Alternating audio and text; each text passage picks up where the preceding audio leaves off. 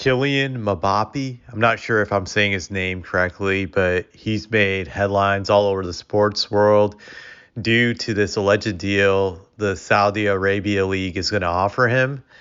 It is for somewhere between $700 million to $1 billion. That's been the speculation.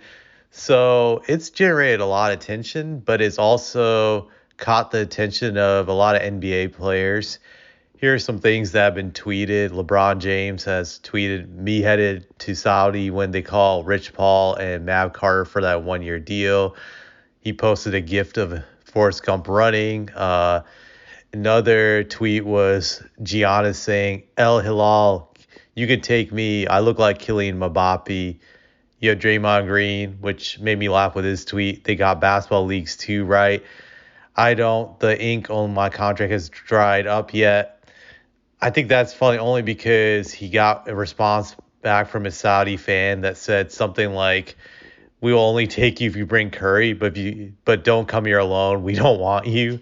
So it just shows you the Saudis know Draymond's trash. They actually can be open about it, unlike a lot of people in America who are too scared to acknowledge he's a garbage, overrated role player. So I thought it was pretty funny. But with that being said, it definitely shows that these NBA players are very thirsty for more money. Just it shows that there's no amount of money that's ever really good enough to satisfy your thirst. But it made me think about how the Saudis are now trying to recruit this top soccer player, but possibly in the future, maybe they'll come up with their own basketball league in which they try to steal the top basketball players from the NBA.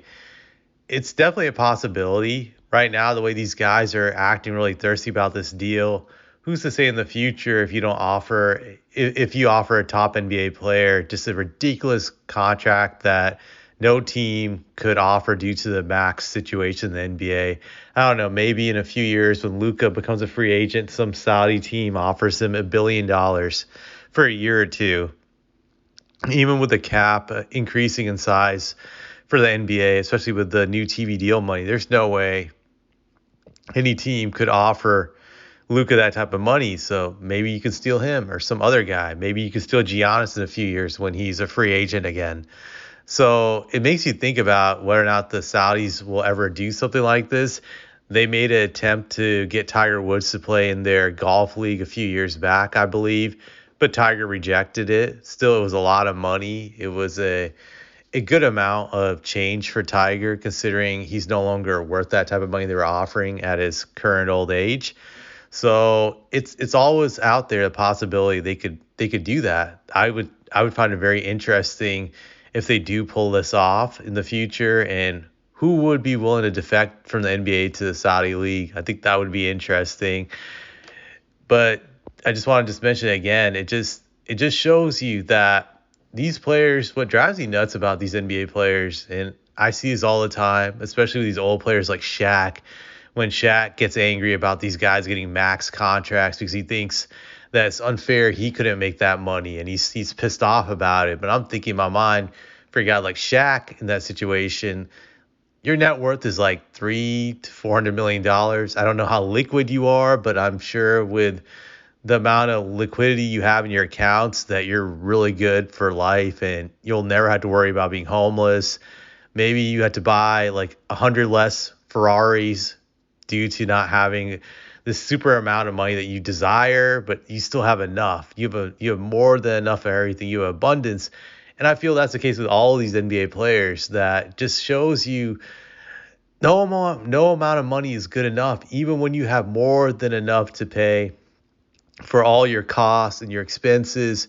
I feel none of these guys are hurting. Obviously, the only ones that are hurting are the ones that have poor financial management skills. But it's astronomical how much the NBA players make today. If you think about it, just I don't know how you can still be thirsty for more. I just feel after a certain amount of money, and I think this always applies, the marginal utility theory, which is after a certain amount of pleasure, the amount that you're going to get from anything just decreases by a huge margin for every incremental gain you make. So after a certain amount of money you make, you're not going to be any more happier. And studies have proven this, that once you can really take care of all your expenses and and all your costs are good and you still have a good amount left, that the type of happiness you get from an increase of money is just not much anymore.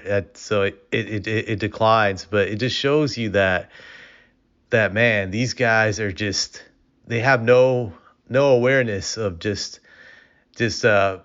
just trying to think of a good term, that they how good they already have it, that they don't even need more. Just I don't think most of these guys really understand that. I look at a guy like Tim Duncan. I feel like he always got it, in the sense that he could have made more money with endorsements.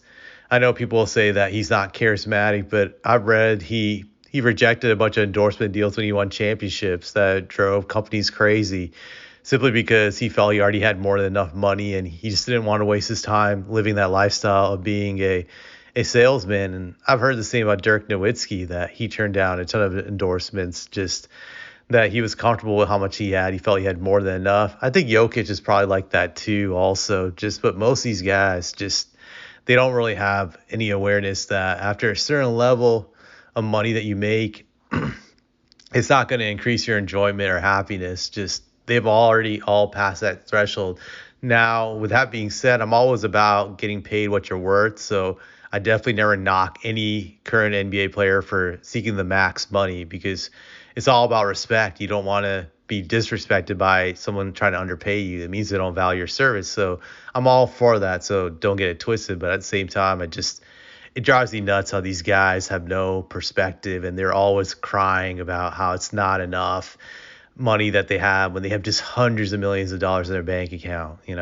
Granted, I know some of these guys have poor financial skills, but you get what I'm saying. I just had to chime in my thoughts about this.